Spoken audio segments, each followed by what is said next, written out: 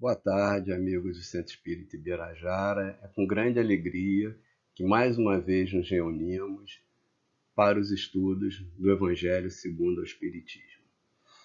Agradecer a Fátima o convite e hoje nós vamos estudar o capítulo 19 do Evangelho segundo o Espiritismo, que é um capítulo que tem como título A Fé que Transporta Montanhas, e nós vamos falar sobre a parábola da figueira que secou.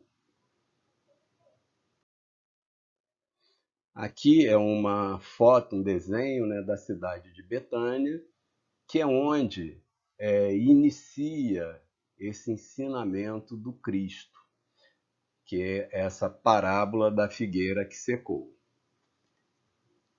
Então, quando Cristo e os seus discípulos saíam da cidade de Betânia, do vilarejo, ele teve fome.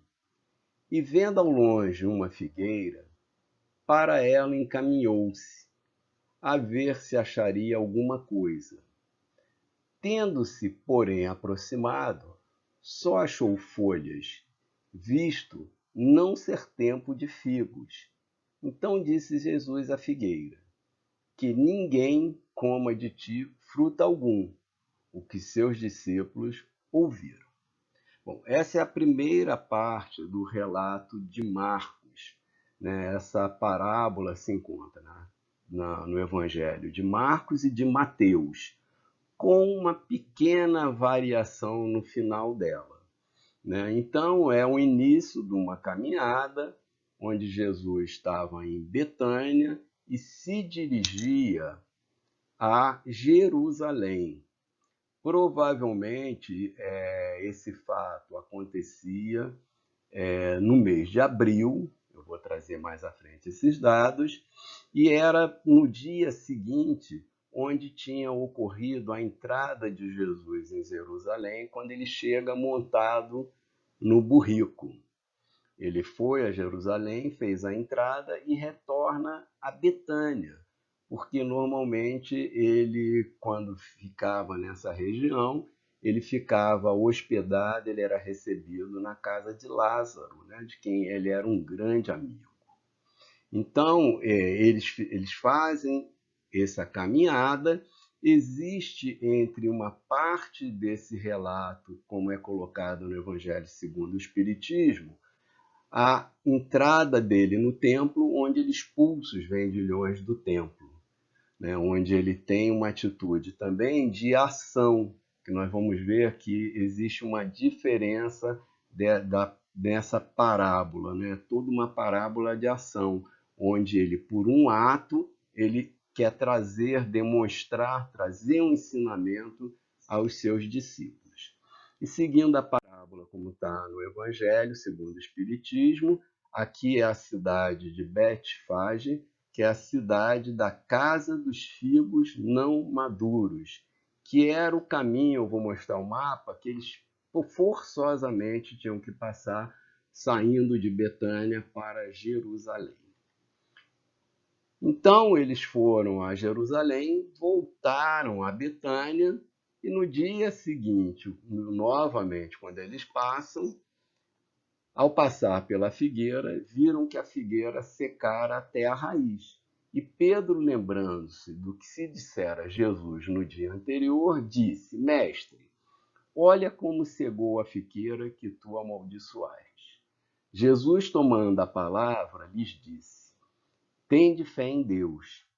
Digo-vos em verdade, aquele que disser a essa montanha, tira-te daí e lança-te ao mar, mas sem hesitar no seu coração, crente, ao contrário, firmemente, de que tudo que houver dito acontecerá, verá que com efeito acontece. Então a gente vê que esses textos estão em Marcos, no capítulo 11, de 12 a 14, e depois de 20 a 23.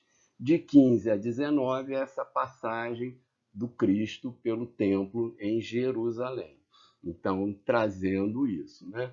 E é interessante algumas coisas, eu trouxe o estudo baseado no livro Parábola e Ensinos de Jesus, de Caibar Schutel, Parábolas Evangélicas, Rodolfo Caligares, e Sabedoria do Evangelho, de Carlos Pastorino.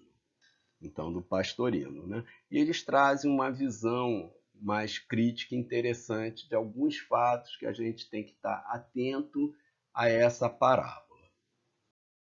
Aqui é o percurso que eles faziam. Eles saíam de Betânia, se obrigatoriamente passavam pela cidade de Betfagé e chegavam a Jerusalém e aqui encerrava o templo, né? Então é bem interessante. Esse percurso, provavelmente de Betânia a Betfagé, é um percurso de 2,5 km, não é muito longo, e até Jerusalém o percurso total deve ser aproximadamente, pelo que eu vi, de 9 km. Então, tem alguns dados interessantes dessa palestra para a gente entender a palestra de ação, a diferença, porque é estranho, porque Cristo, que sabia que naquela figueira não deveria ter frutos, porque não era época de frutos, por que ele amaldiçoaria essa figueira? Para mostrar poder? Para mostrar o poder de convencimento sobre a fé? Era muito mais simples, mais enriquecedor que ele tivesse feito ela frutificar, aparecer vários frutos. Então, a gente tem que ter muito cuidado, que provavelmente isso é só uma descrição, porque a gente espera do Cristo o que? Amor, né? Ele só trazia amor. Ele não ia tomar um ato desse de punição, ainda mais a uma figueira que ele sabia que não devia ter frutos, né? Bom, a figueira entra aí como uma árvore que pode significar o indivíduo, ou no Antigo Testamento ela é ligada à representação do povo de Israel. E o povo de Israel, a gente sabe, já era um povo mais preparado para receber os ensinamentos. Se iria aproveitar ou não é outra coisa, mas ele vem de acordo com o tempo, com os ensinamentos todos das leis mosaicas, se preparando. Então ele já era uma árvore com folhas frondosas, né? Nós só não sabemos se todas essas árvores, teriam frutos. Então, vamos pensar algumas coisas. Então, como eu falei, isso é uma parábola de ação. Essas parábolas de ações eram frequentes, existem alguns relatos, né, no Antigo Testamento, que os profetas usavam essas parábolas, como andar nu vários anos, mostrando que eles iam ser expulsos, fazerem mudanças. Eram vários ensinamentos que iam trazendo de forma alegórica, ensinamento de coisas que vão acontecer no futuro, para o povo se preparando e entendendo.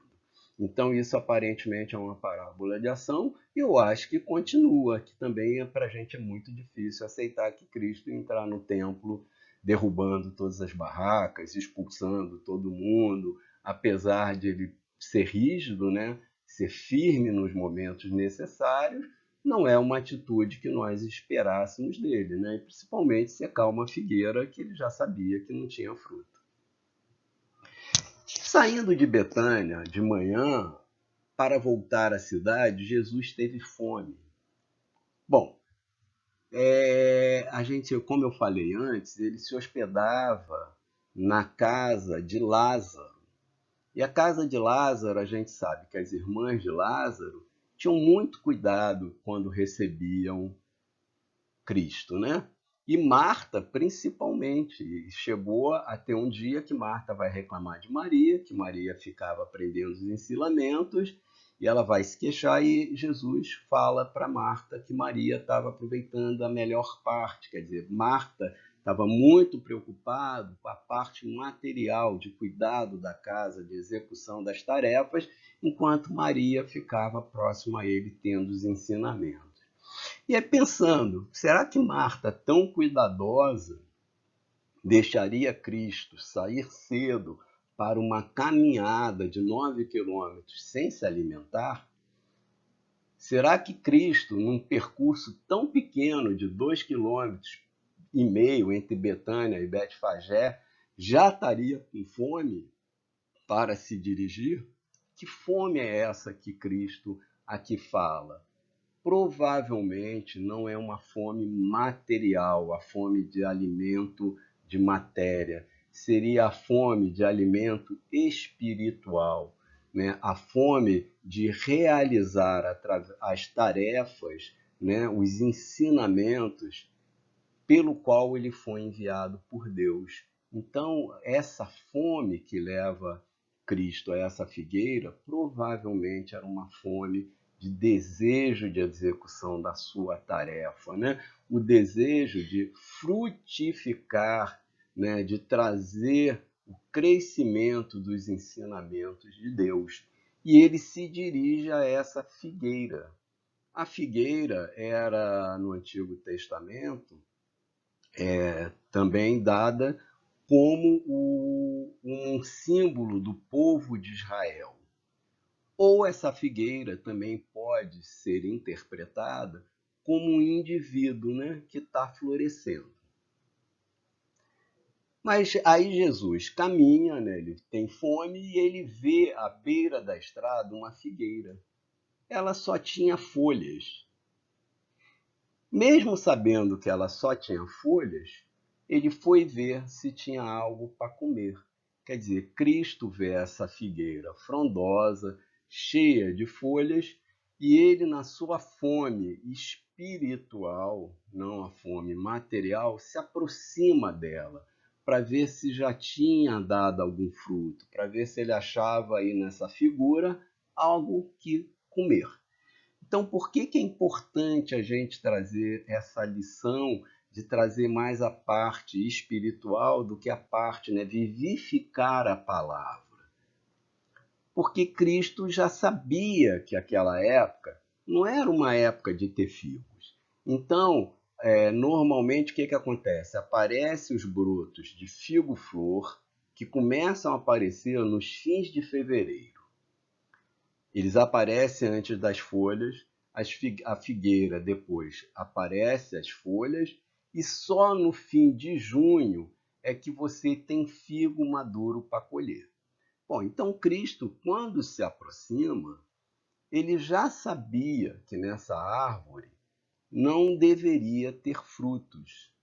E o que ele podia esperar? Ele podia esperar colher um fruto temporão, um fruto fora de época, como a gente sabe que muitas árvores dão um fruto antecipadamente. Parece que uma figueira que podia dar figos o tempo inteiro naquela região.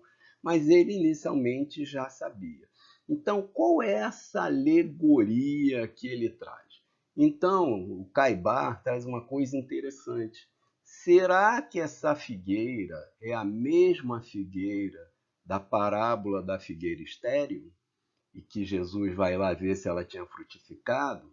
A parábola da figueira estéril, rapidamente, é aquela que o dono da fazenda, né, de um vinhedo, tem uma figueira, e essa figueira, depois de 3 anos, ele vai lá ver se tem figo, e ela não tem figo. E o trabalhador ele diz para ele cortar a figueira, e o trabalhador diz: vamos esperar mais um ano, eu vou fazer uma cova em volta, vou adubar a figueira e vamos ver se essa figueira, nesse ano, com esse trabalho de adubo, de tratamento da terra, de melhora da terra, ela consegue trazer seus frutos.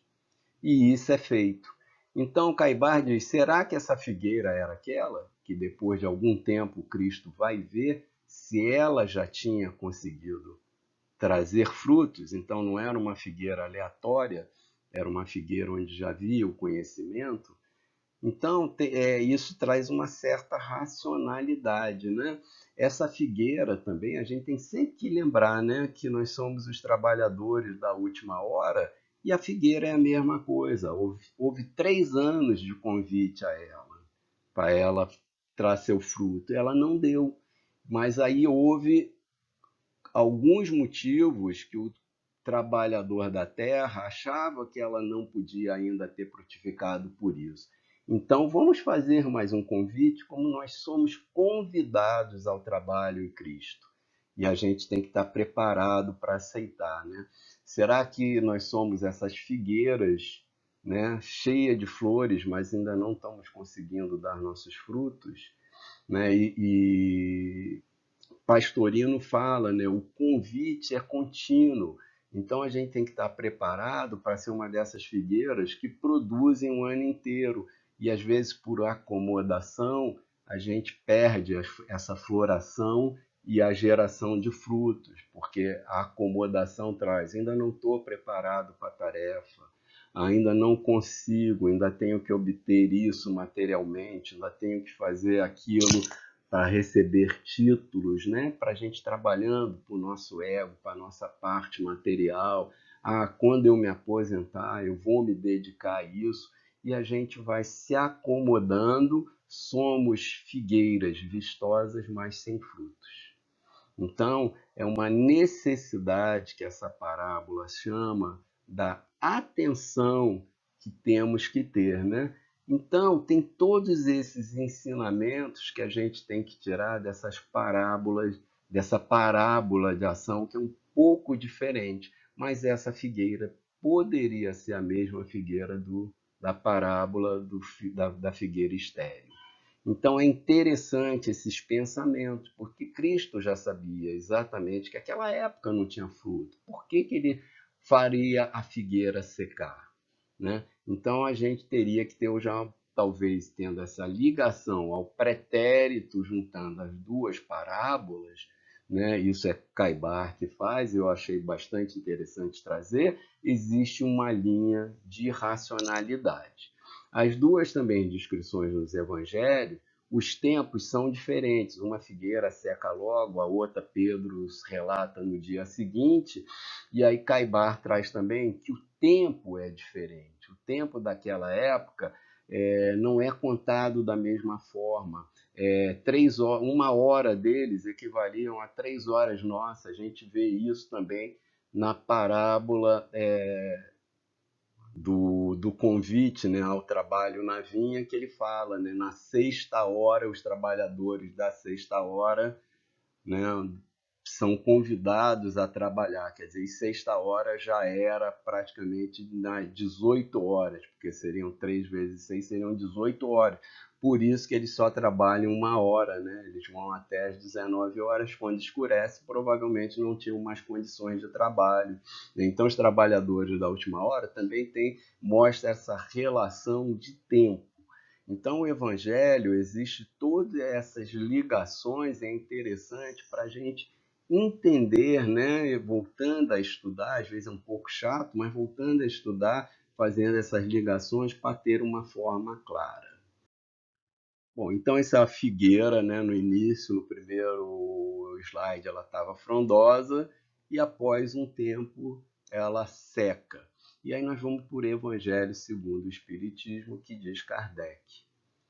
A figueira que secou é o símbolo que apenas aparentam propensão para o bem, mas que em realidade nada de bom produzem. Os oradores que mais brilho têm do que solidez, cujas palavras trazem superficial verniz, de sorte que agrada os ouvidos, sem que, entretanto, revelem, quando percrustadas, algo de substancial para o coração. É de perguntar-se que proveito tiram delas o que escutaram, as que escutaram. Então aqui o Evangelho, né, o Evangelho segundo o Espiritismo, vem trazendo também a análise, né, do cuidado que a gente tem que ter, né? Porque a figueira que secou é o símbolo de várias pessoas que aparentam uma certa solidez no que falam, mas na realidade, quando não falam o que está no coração naquele momento, falam uma coisa para a sociedade, direcionada a todos, né? Quase assim, o que vocês querem ouvir, eu vou falar. Então ela vai agradar aos nossos ouvidos, mas quando é avaliada que ela traz de ensinamento real, né? Então, nós temos sempre que pensar o que proveito traz. E no Evangelho tem os falsos profetas, né? São aqueles profetas que se diziam falar em nome de Deus, falavam muito bem, mas quais os ensinamentos? O que seria do coração? Daí a necessidade que o Evangelho fala o tempo inteiro, o Livro dos Espíritos, todas as obras básicas da análise do conteúdo do ensinamento, muito mais do que a forma que o ensinamento nos é trazido.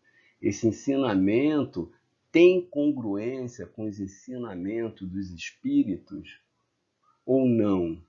Ou são palavras bonitas que nos aquecem momentaneamente, como fogueiras que passam rápido na floresta, que queimam, mas que imediatamente se apagam. Então, isso a gente tem que ter atenção, né?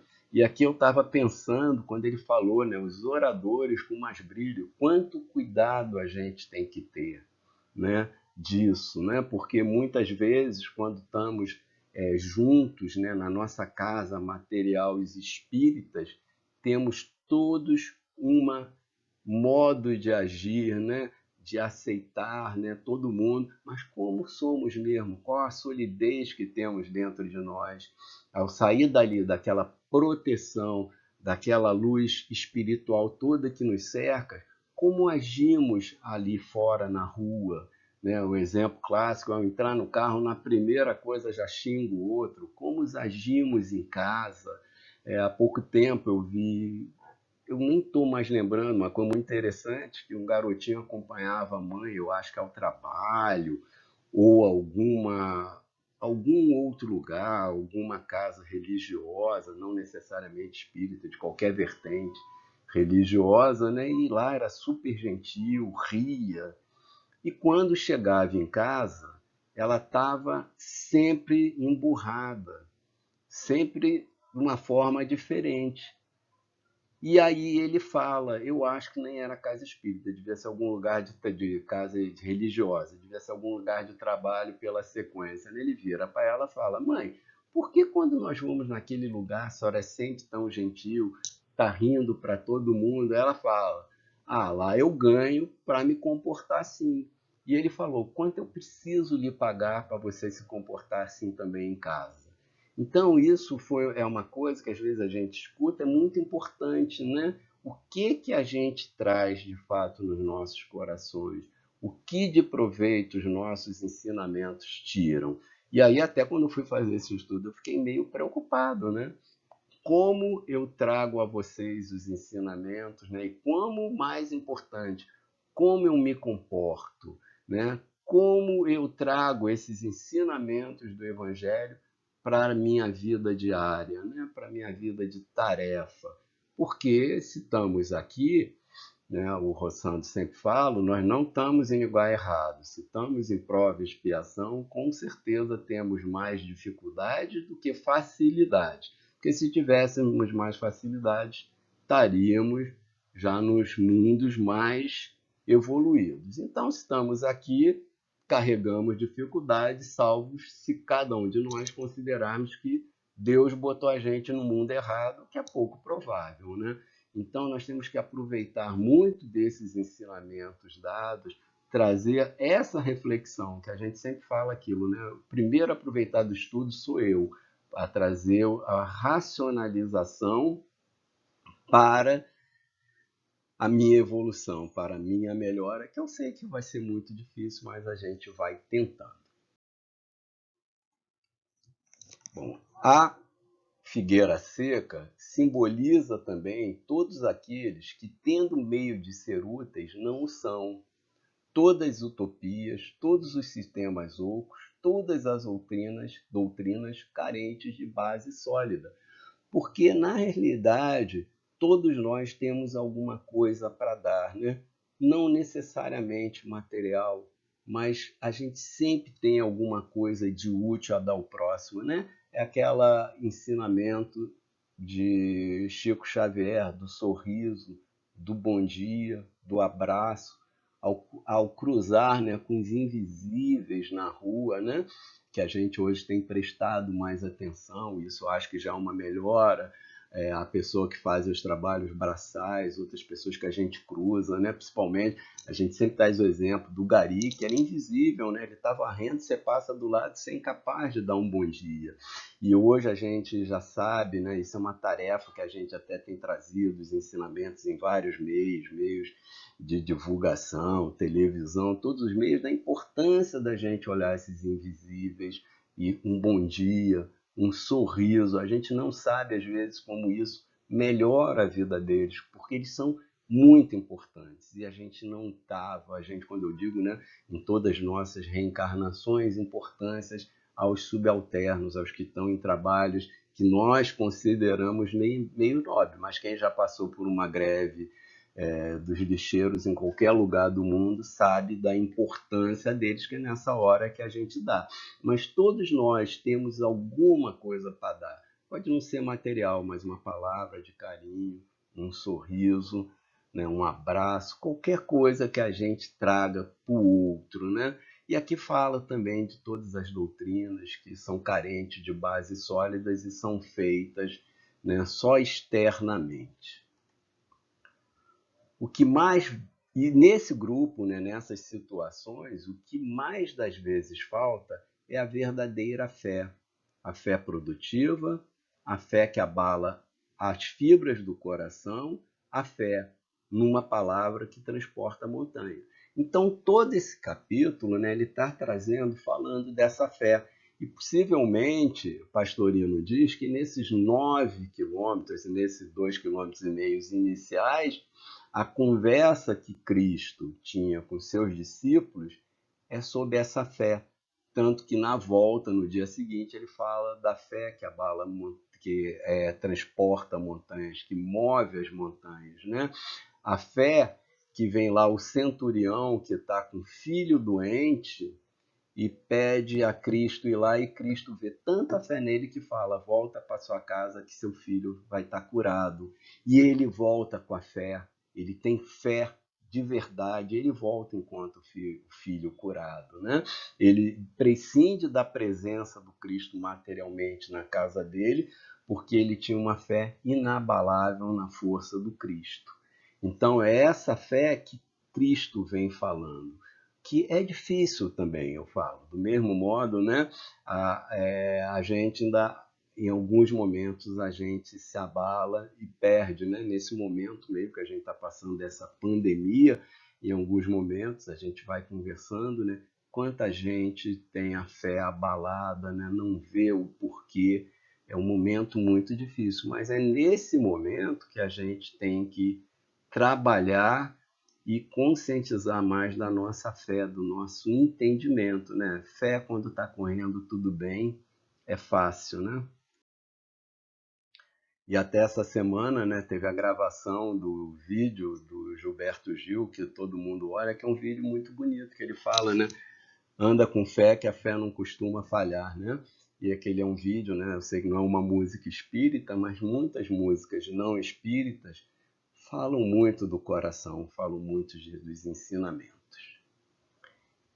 E aí ele vem falando, né, desses figos, né, dessas figueiras, né, que são árvores cobertas de folha, porém baldas, né, pobres, carentes de frutos. Né? Se nós não temos fé, né, nós só vamos ter uma externalidade, mas não vamos trazer o que é importante, né, a cada um as suas obras, né, o valor da árvore pelo fruto, apesar de não ser só o valor da árvore pelo fruto, que muitas árvores têm o valor pela sombra, né, pelo acolhimento, elas não trazem frutos alimentícios, mas trazem as sombras onde nos resguardamos, as sombras, as folhagens que ajudam a temperar o clima da terra, né, a toda essa problema ambiental também que nós estamos vivenciando pelas grandes queimadas, pelas perdas das árvores.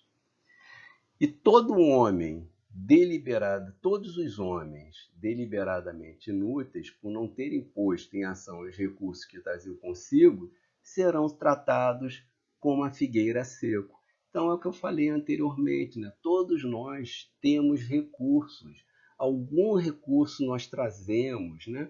Nós não viemos a essa reencarnação a passeio, nós viemos com tarefas. Então, se nós não cumprirmos, nós secaremos nessa reencarnação como essa figueira. Mas, gente, é nesse tempo, é o que o pastorino fala, nesse que tem o ensinamento. É um período de tempo, porque a gente sabe que nós vamos progredir fatalmente. A única fatalidade que nós temos é a progressão. Então, se a gente, como a figueira, seca nessa reencarnação, voltaremos à espiritualidade, nos prepararemos de novo e vamos vir outra vez reencarnado em algum período para de novo reiniciar esse trabalho e trazer frutos. Então, em nenhum momento essa parábola traz uma condenação definitiva, porque na espiritualidade a gente vai se preparar, os nossos mentores vão nos orientar, os nossos espíritos amigos vão nos socorrer e vão nos preparar para uma nova vinda e para que essa vez sejamos figueiras que tenham folhas e figos, e de preferência que consigamos produzir frutos durante todo o tempo. E aí nós passamos para outro parágrafo, outro capítulo, né, do Livro dos Espíritos, onde se dirigem diretamente os espíritos, né, Kardec, aos médios. E ele fala: os médios são os intérpretes dos espíritos. Daí vem os serem dotados de faculdade para esse efeito, quer dizer, a aproximação dos espíritos, são realizadas manifestações, né, através dos médios. E aí os médios vêm com essas dotes, né, com esses dotados de faculdade para esse efeito de exteriorização dos espíritos, né? Nos tempos atuais de renovação social, cabe-lhes a missão especialíssima. São árvores destinadas a fornecer alimento espiritual aos seus irmãos.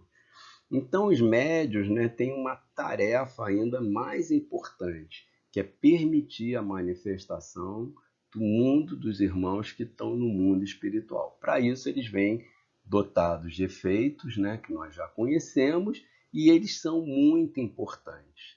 E são árvores, né, são como árvores destinadas a fornecer os alimentos espiritual aos irmãos encarnados e desencarnados.